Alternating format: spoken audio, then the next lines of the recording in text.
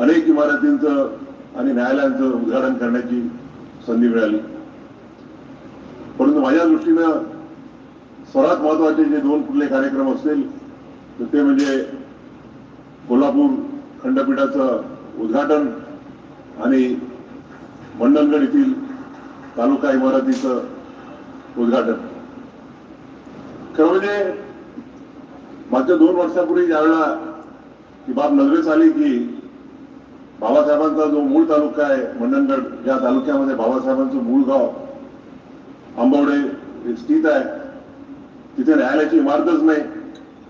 2022 मध्ये तत्कालीन महामहिम राष्ट्रपती श्री रामनाथजी कोविंद यांच्यासोबत मी आंबवडेला जाण्याचा योग आला होता आणि बाबासाहेबांच्या जे मूळ गाव आहे तिथे जे स्मारक उभारणार आहे माननीय मुख्यमंत्र्यांनी आताच त्याची घोषणा केली, तिथे जाऊन बाबासाहेबांच्या प्रती आदरांजली व्यक्त करण्याची संधी मला प्राप्त झाली।